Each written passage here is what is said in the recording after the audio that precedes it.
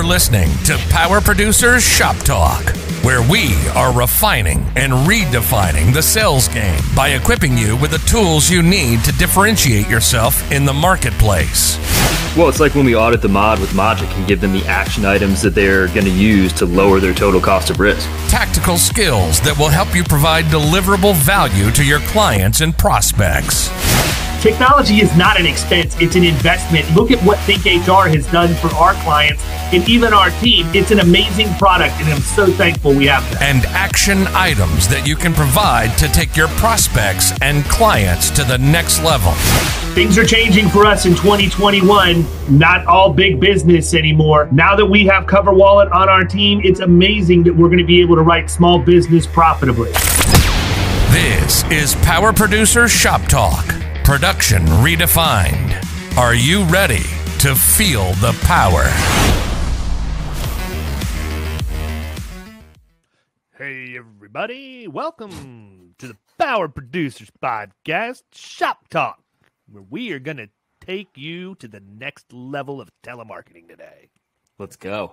Or not. I don't know. I mean, we're just going to take you into telemarketing. That's it. That's all we know. Not What sure do you which think- level. yeah, what do you think the problem is with telemarketing for us? Like, in general, like me and you. Like, if we're the ones banging the phones, what do you think the issue is? I hate it. I get frustrated very easily. I would much rather be talking to somebody in person so that I can slap them with my hand instead of virtually slapping them through the phone. No, I just think it's, I don't know. It's my sales career has always been, I started sales in a B2B face-to-face high volume role. So being on the phones to me, like I would rather eat a plate of dirt. I don't know. I just hate it. Dirt's the best. Yeah. You know, I agree. I think that we are easily discouraged. I don't get it. You know, it doesn't really. I think I don't everybody know. is. I don't think it's just us, but I just for me, it's I know somebody way- who isn't. I know somebody who does not get Yeah, easily discouraged. That's true. Our boy Marv. It's Marvin. Marvin does not get discouraged. Apparently, when you are a caller over in the Philippines and your only job is to call, Dude, you don't care. he's just trying to get those dollar bills and doesn't give a shit. I will tell you though, yesterday we talked about that one call that I had that it wasn't like a, well, I guess it was because it was the first time I reached out to him on the phone. But after I explained everything about the carrier that he's with for comp and why that's not ideal for him and why his upcoming mod that he's never had before is important and what it means. And then he told me that he was going to pass and then hung up on me. I sat here and looked out the window and didn't move for about 2 minutes and 30 seconds, just furious. Because that doesn't happen in person. You can't hang up on someone in person. No, it would be awesome if they I could just see you having you barely stepped inside the door to the lobby and the guy just pushes you through the door, pulls it shut and locks it with you standing there. It's probably happened before. That's the equivalent of hanging up. It is. So it's like it doesn't happen. Although it probably in my Quill days probably happened once. I just am blocking it out. But I think that's what it is. I think on the phone I know it's much tougher to get a read on people. You can't pick up on body language, eye contact, different things that are going on. And therefore it's not as easy to overcome objections because ultimately they can just bang on you. And I think that's why I get frustrated easier with that. Yeah. You know what? I agree. I think that we get easily frustrated. I think it's too easy to give up and move on to the next thing because we have other things we can do to keep ourselves occupied. Mm-hmm. We get discouraged when we hear no. I actually have sort of enjoyed getting my rear end kicked a little bit on these cold calls, because they're cold. It's literally an appointment that's set regarding discussing workers' comp, and we'll talk a little bit about the strategy here in a minute. But these people don't know, and it's easy for us to get frustrated with them thinking that they're just being jerks. But the truth is, I've been thinking about this a lot the last couple of weeks. The average business owner, or even decision maker for that matter, when they took their job, they don't know how to buy commercial insurance. There's like no I bet course they don't that even says think about it. right. There's no course that says business owner's guide to buying commercial insurance. It doesn't exist. And so these people that are buying have been conditioned by us, the industry. The insurance industry is who taught them how to buy. Yeah. And I think that one of the reasons why it's easier, and I do think it's easier, I will take that to my grave, in the middle market. In the middle market. It's easier in the middle market. In the middle market because you have a fighting chance. You have a fighting chance that person understands. Well, not even understands. They're willing to listen to what you have to say, because if you hit them between the eyes with that piece of information, like your experience mod is coming up or whatever else, they'll give you the benefit of the doubt and listen. And every time you hit them with you pepper them with a bullet point, it gives you another 30 seconds to talk or whatever that may be. I'm sorry, did I just get gonged off of my own podcast? Did Troy Thompson sneak into your grandmother's living room and hit his gong right now? What the heck happened over there? It's a baby gate. It's either Nash rolling around in his little walker, definitely the dogs. Or it's most likely Moose just acting a fool. But do you think it's that they that it's more impactful for them because they're in the middle market versus a smaller, company that's okay, your mod's going up to a 1.2 and you're paying 20% more than the average business in your industry, but that's like $1,500. Yeah, I mean, I think there's more dollars, but I really just don't think they understand why it's important and what it could do to them for the long term, right? So that guy that you talked to yesterday, I've been thinking about this a little bit. Yeah. What was the industry? AC. He's an AC contractor. Okay, great. So, and that works perfectly because I thought that's what it was. I was thinking about this. Mm-hmm. And, one of the things I think we're all guilty of, and you did this yesterday, we talked about it when we talked yesterday afternoon, but when you called the guy and you get into that conversation, now you're having a very technical conversation over the phone that typically you're doing like in person where you can show, right? And I don't mean like bright colors, big pictures, and a huge font and all of that because the guy's stupid. It's just easier to explain when you're like graphically showing them something. So when you get down that rabbit hole, I don't know, you can correct me, but I feel like once you start talking and you realize you're not making any traction, you talk more trying to prove your point. Totally. You're pushing yourself further and further away from where this person is. So I was thinking about this last night and again this morning, and I think if it was me, if I have this issue now, I can't promise you I wouldn't have done the exact same thing on the phone. Right. Because to me, here's the deal. It's a separate it's a completely different conversation when you're dealing with telemarketing-based leads than it is when you're going into a self-generated middle market account, because these people aren't expecting you to get into all of that, right? And so I feel like you get caught off guard. So now when we have a couple of these where it's kind of a weird situation, or you feel like once you get them on, to me, if I get them on the phone, I feel like, wow, I've already won. Because, my thing is are they even going to be available when it's time for me to call them? Right. But, my thing is with this guy, I probably would have said something like, or I will say going forward, listen, I realize that you probably don't know what this is or why it's important. It's one of the things that we do for our clients, and we represent quite a few HVAC companies that are much larger than what you are. So we have the benefit of perspective of knowing where you're at right now, and everything you're going to encounter as you grow your company.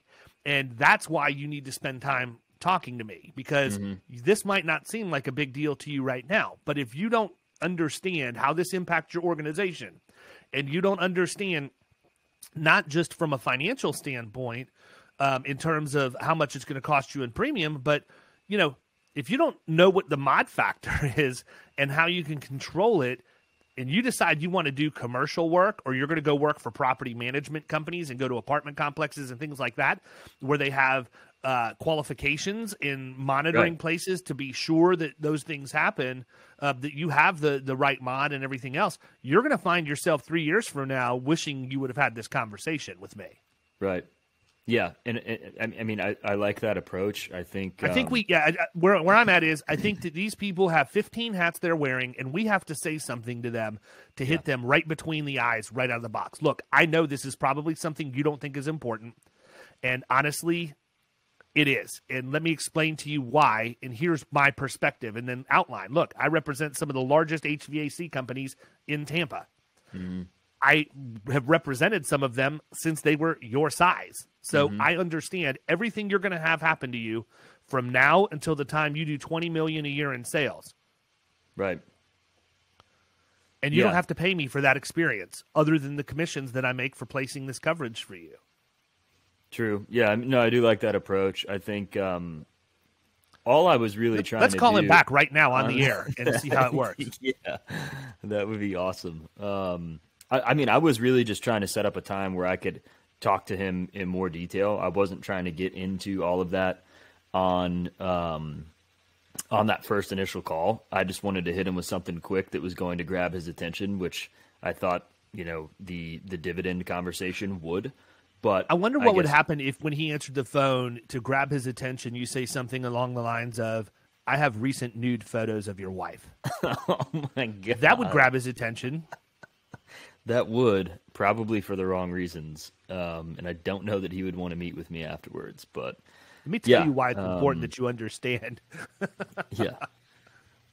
But yeah, so I mean, here's the deal, though. This is what, I mean, it's good to talk through like some of the issues that you have, but I'm impressed with the number of appointments this guy's been able to get. Yeah. He didn't, that was one that I just called. But oh, really? That wasn't even a telemarketing lead? No. Oh, wow. Okay. Yeah. No, that one was not. However, one of the other call, maybe you're thinking of the other call because we talked about like 2 or 3 of them yesterday that I had. So, he's done a great job. I mean, he's gotten me probably, I don't know, six appointments maybe over the past 3 weeks. I think that's pretty solid. If he's averaging 2 appointments a week for every one of our producers, that's good. And I mean, that's what it looks like he's averaging. I go in, I don't know if you do this or not, but when I go into HubSpot, I go in and look at the ready for producer view so I can see all of the appointments that he's booked. Never even heard of that in my life. Yeah, well, I use about 2 pages in HubSpot. Yeah, you can go in, and I don't know if maybe it's because of the level that I am. I think it's an admin. I think it's an admin thing. But I can go in, I can pull up all the appointments he has booked on one screen. That joker booked 7 appointments last Friday. It's awesome.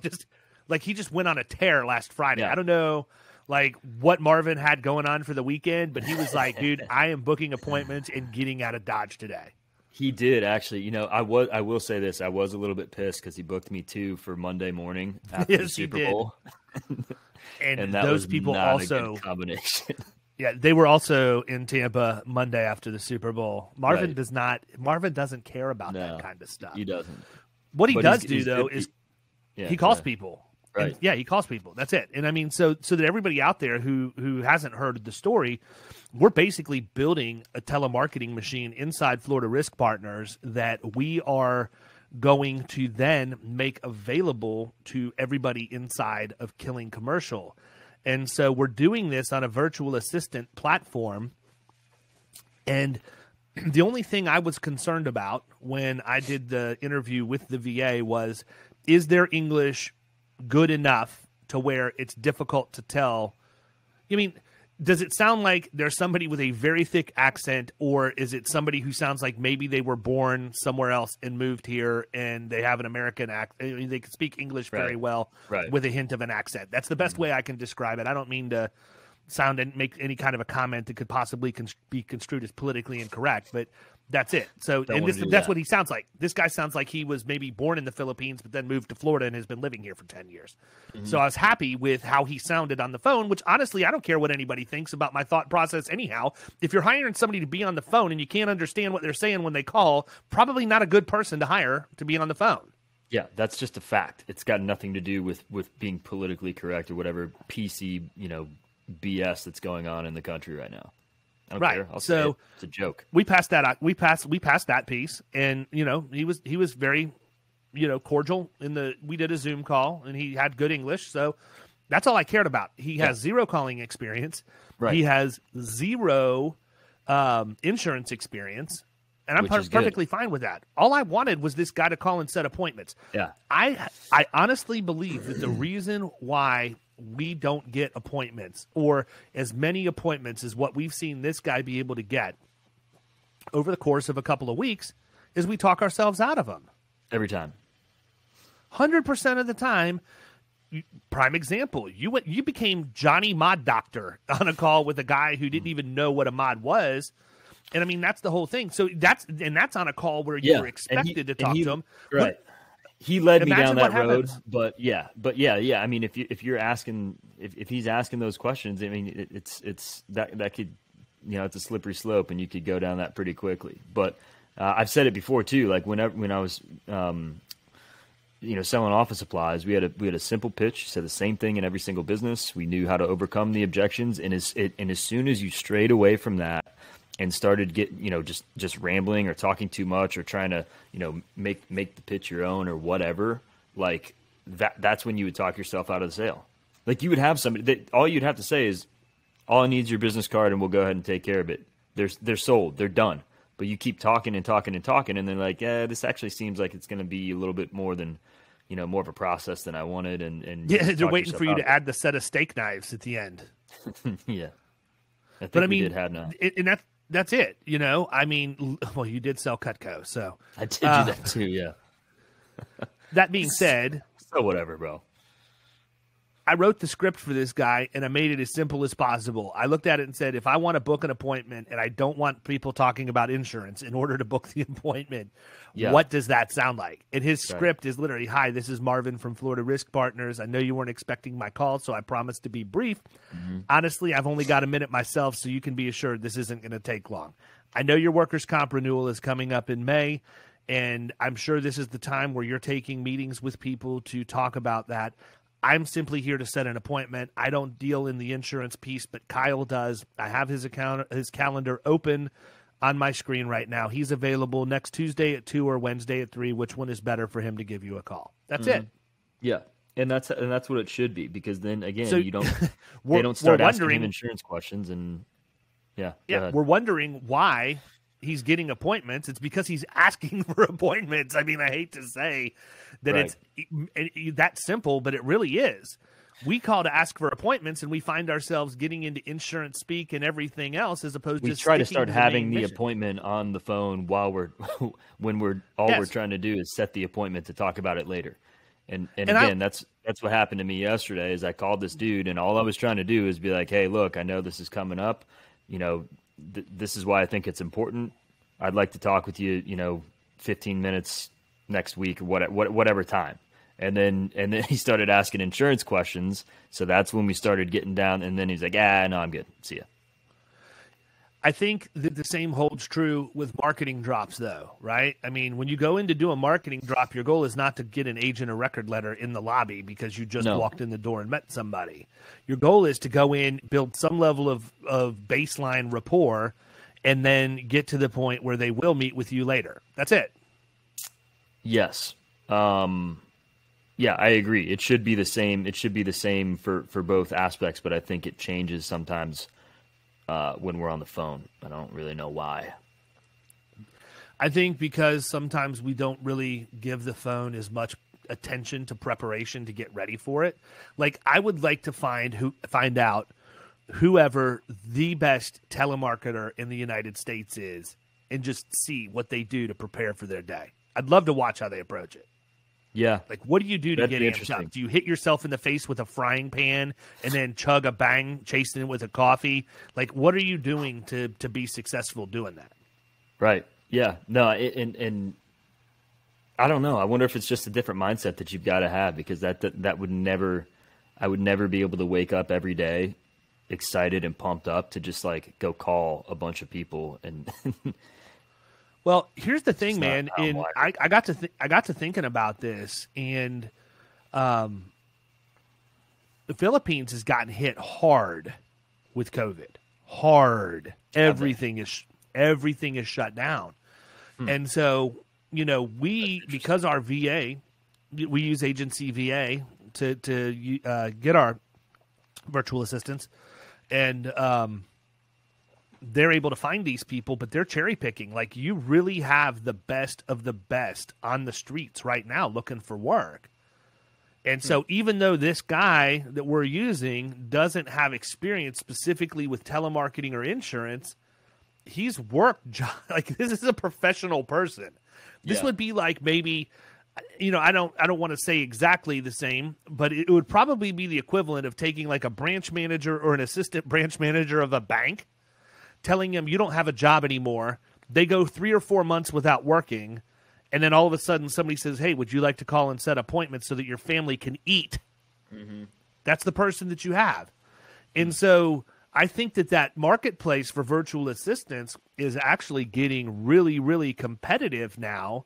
And if you haven't dipped your toe in the water before to use them, like, I'm a late adopter to that. I could have looked at using a virtual assistant 3 or 4 years ago, and I just never decided to do it. So, now I think people are going to get spoiled, and they're going to go in, and the talent pool has really been raised to a much higher qualified person, and they need to do what they can to take care of those people, because what I also see happening is the economy opening back up and these people going back to work. Right. And I don't want to see that happen. Yeah. Not with the pace that Marvin's on, baby. No, I want to see, like, I'm really looking forward to running the numbers after his first 30 days to see what that looks like, because I know it's gotta be coming up pretty quick. It's been 3 weeks? Yeah, I think it's like next week. Right. Everything will be ready to go. People, if you're not telemarketing, you're missing the boat. There's a reason people do it. It works. As much as we hate it, it still works. Like, listen, we all get annoyed by the car warranty people. If you want to stop them, I need you fools out there that are actually buying that product to quit buying it. Seriously. That's why they call. People are buying their car warranties from these people. That's why they keep doing it. Twice yesterday. I got 2 calls yesterday from car warranty. We've been trying to reach you about your extended warranty. If it's not my car warranty, if it's not my car warranty, it's Google support about my Google listing. And if it's not them, it's Tom from Microsoft, because there's been a breach of my system. I used to love those calls when we were meeting at every Monday in the office for our team meetings, and you would get the Google call. It's so good. So good. Oh, did I rip them? Oh, man. Yes, with some stuff that I can't repeat. Oh, yeah, probably so. All right, man. Well, I think we beat telemarketing to death. That's some good info. It's good talk, man. I'd like to see how you revamp your game when you talk to the next person, and maybe even call that guy back. Say, hey, look, I know this probably was something that wasn't important to you yesterday, but I really didn't sleep well last night because I didn't do a good job of explaining it to you. Give me the benefit of the doubt here, bro. Mm-hmm. Yeah. You a Mike Evans fan? Yeah. Go Bucks. The Bucks. All right, man. Everybody else, have a great weekend. We'll catch you next week. See you.